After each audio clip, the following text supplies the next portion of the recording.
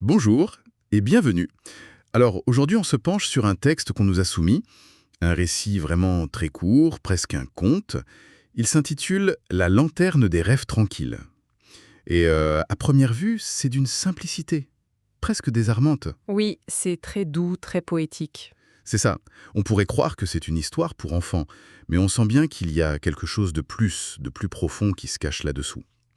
Notre mission, si on peut dire, c'est de percer un peu ce mystère ensemble. Qu'est-ce que ce conte essaie vraiment de nous dire sur le calme, sur notre monde intérieur? C'est exactement la bonne question. Parce que le piège avec ce genre de texte, c'est de rester à la surface, de se dire «Ah, c'est une jolie histoire», et puis voilà. Hmm. Mais en fait, toute la richesse est dans les détails, dans les symboles. L'histoire commence dans un village où les nuits étaient toujours calmes. On a un monde qui est déjà en paix. D'accord. On pourrait croire que le sujet, c'est ça, mais en réalité, ce n'est que la toile de fond. Le véritable voyage, il est intérieur. Alors allons-y, plongeons dans ce voyage. Tout commence avec Mira, le personnage, une fille tranquille. Et surtout avec son objet fétiche, une petite lanterne d'argent. Et c'est là, je trouve, que le texte nous donne un premier indice. Ah oui, On nous dit que cette lanterne, elle ne brillait que lorsque Mira se sentait calme et respirait lentement. Ce n'est pas juste un interrupteur, quoi. non, pas du tout. Et vous mettez le doigt sur le mécanisme central de toute l'histoire. Cette lanterne, c'est bien plus qu'une lampe. C'est une métaphore absolument géniale. C'est-à-dire? Non. Ils sont invisibles, abstraits. Oui, bien sûr. Comment on fait pour les rendre concrets? Eh bien, le texte trouve cette solution magnifique. Il les transforme en une douce lumière bleue qui s'épanouit. Ah, d'accord. Le calme devient quelque chose qu'on peut voir. Exactement, qu'on peut presque toucher. C'est comme si l'objet pouvait lire en elle, une sorte de baromètre émotionnel. C'est tout à fait ça. C'est un instrument de ce qu'on pourrait appeler un biofeedback poétique. Biofeedback poétique, j'aime beaucoup l'expression. Dans le monde médical, le biofeedback vous montre votre rythme cardiaque pour vous apprendre à le contrôler. Ici, c'est la même idée, mais en beaucoup plus doux, plus imagé. La lanterne ne juge pas, elle ne force rien. Elle ne fait que refléter. Elle lui dit « Regarde, là, t'es calme Voilà. Vois comme c'est beau. Ça rend le processus d'apaisement conscient et surtout gratifiant. ». Et ça nous connecte directement à des pratiques comme la méditation ou la pleine conscience. L'attention au souffle, c'est la clé de tout. Absolument. Pour que le monde extérieur s'illumine, il faut d'abord que la lumière vienne de l'intérieur. C'est ça. La lumière extérieure est la conséquence directe de la lumière intérieure. Et c'est cet état de calme, maintenant visible, qui va permettre toute la suite. Justement, parlons-en. Donc, Mira a cet outil incroyable, mais comment elle l'utilise? Le texte nous décrit son rituel, une promenade la nuit sur un chemin familier. Et j'aime beaucoup les détails. Les criquets qui chantaient doucement, l'air qui sentait la lavande. Tout est fait pour créer un cocon de sécurité. Et ça, c'est fondamental. Le rituel, c'est la structure qui permet au calme de s'installer. Répétition. La répétition, oui. Le même chemin, soir après soir. Ça élimine l'inconnu, l'anxiété. Le cerveau peut se mettre en veille, en quelque sorte. C'est dans cette sécurité, dans cette routine, que quelque chose de nouveau peut enfin émerger. C'est un paradoxe, en fait. Tout à fait. C'est parce que rien ne change à l'extérieur qu'elle devient disponible pour un changement intérieur. Et ce changement, il arrive sous une forme très discrète. Pas un grand événement, non. Juste un petit papillon de nuit doré. Oui. On pourrait se dire que c'est juste un détail charmant. Mais son apparition, elle est trop bien orchestrée pour être un hasard. Qu'est-ce qu'il fait là, ce papillon? Il est le catalyseur, le déclencheur. Ce qui est crucial, c'est qu'il n'apparaît que lorsque Mira a atteint ce calme profond, validé par la lumière de sa lanterne. Ah oui, c'est vrai. Si elle avait été agitée, sa lanterne éteinte, elle ne l'aurait sans doute même pas remarqué. On ne l'aurait pas vu. Voilà, on peut voir ce papillon comme un symbole de l'intuition, ou de ces signes que la vie nous envoie, mais qu'on ne peut percevoir que si notre esprit est silencieux.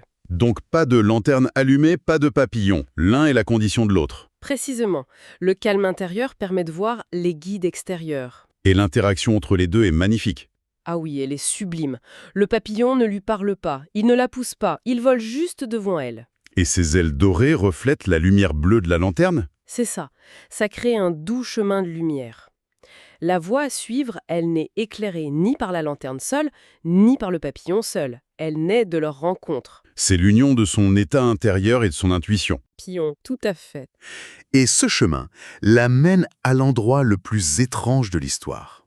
Elle découvre un étang caché qu'elle n'avait jamais vu auparavant. Mais attendez, elle prend ce chemin familier tous les soirs, et là, d'un coup, il y a un étang. Hmm. Ça défie un peu la logique, non?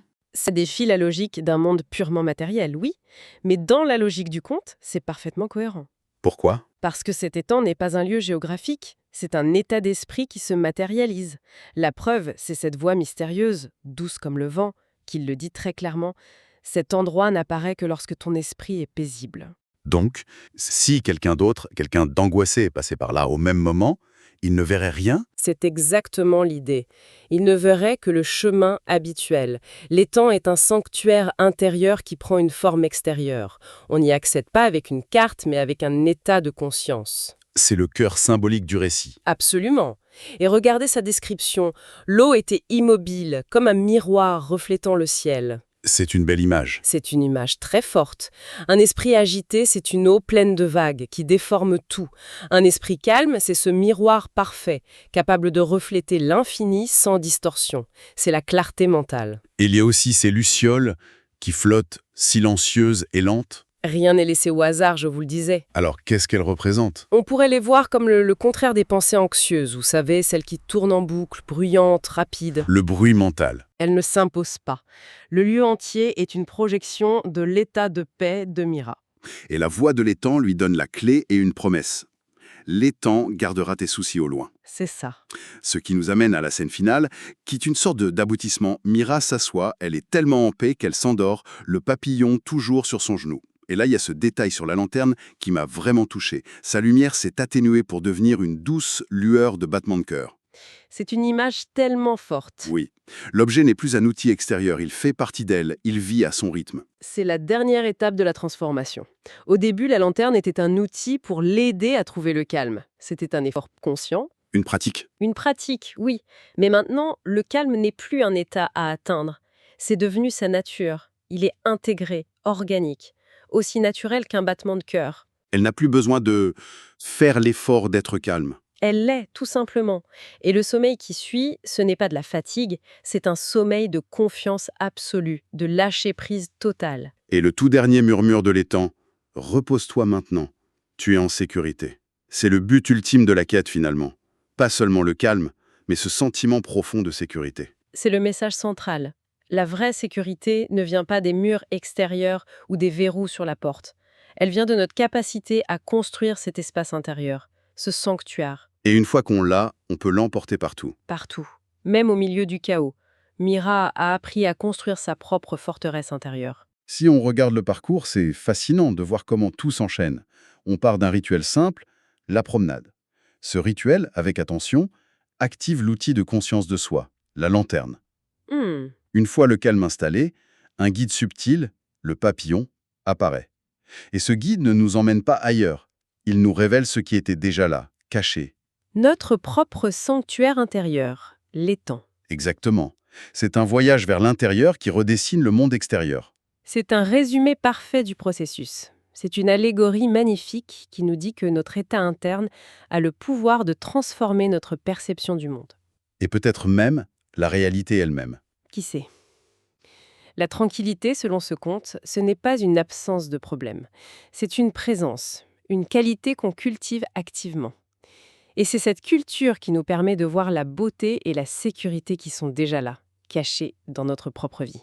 Et ça me ramène à une dernière chose, un détail dans la promesse de l'étang qui m'interpelle. Ah, je suis curieuse, lequel? La voix dit qu'elle gardera tes soucis au loin.